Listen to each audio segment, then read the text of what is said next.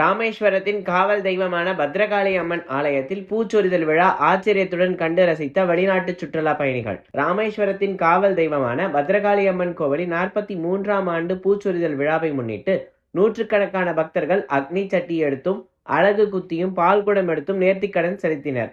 ஆச்சரியத்துடன் கண்டு ரசித்த வெளிநாட்டு சுற்றுலா பயணிகள் செல்போனில் புகைப்படம் எடுத்து மகிழ்ந்தனர். ராமநாதபுரம் மாவட்டம் ராமேஸ்வரத்தில் அமைந்துள்ள பத்ரகாளி அம்மன் கோவிலானது காவல் தெய்வங்களை வணங்கும் ஆலயங்களில் ஒன்றாகும். பத்ரகாளி அம்மன் ஆலயத்தில் ஆண்டுதோறும் சித்திரை மாதத்தில் பூச்சொரிதல் விழா கோவில் நிர்வாக சார்பில் நடத்தப்பட்டு வருகின்றது. இதில் ஆண்டுதோறும் பக்தர்கள் பால்குடம், அக்னி சட்டி எடுத்தல், அழகு குத்துவது போன்ற நேர்த்திக்கடன் செலுத்த காப்பு கட்டுவார்கள். இந்நிலையில் 43ஆம் ஆண்டு பூச்சொரிதல் விழாவினை முன்னிட்டு ராமேஸ்வரம் மற்றும் சுற்றுவட்டார பகுதிகளில் உள்ள நூற்றுக்கணக்கான பக்தர்கள் சுவாமி தரிசனம் செய்து பத்ரகாளி அம்மனை வணங்க கோவிலில் குவிந்தனர்.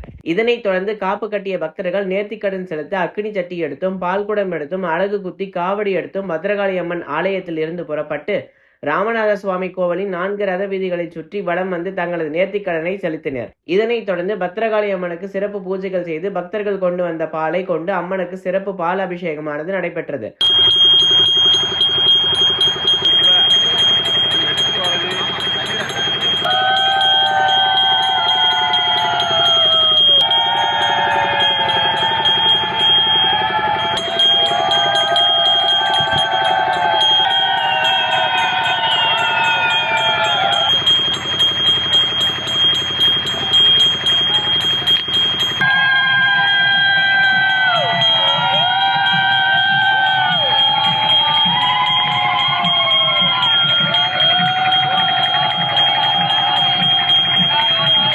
இதன் பின் மாலை பூச்சொரிதல் விழாவினை முன்னிட்டு அம்மனுக்கு மலர் அலங்காரம் செய்து பக்தர்கள் வழிபட்டனர். காவல் தெய்வமாக உள்ள பத்ரகாளி அம்மனுக்கு ஆண்டுதோறும் நடைபெறும் சித்திரை திருவிழாவில் நூற்றுக்கணக்கானோர் கலந்து கொண்டு வழிபடுவார்கள்.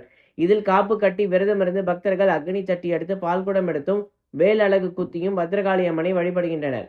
கடந்த ஆண்டை விட இந்த ஆண்டு அதிக அளவிலான பக்தர்கள் கூட்டம் இருப்பதாக தெரிவித்தனர். மேலும் நூற்றுக்கணக்கான பக்தர்கள் கையில் அக்னி சட்டி எடுத்து சாமி ஆடி வந்ததை ராமேஸ்வரத்திற்கு சுற்றுலா வந்திருந்த வெளிநாட்டு சுற்றுலா பயணிகள் ஆச்சரியத்துடன் கண்டு ரசித்து செல்போன்களில் புகைப்படம் எடுத்து மகிழ்ந்தனர்.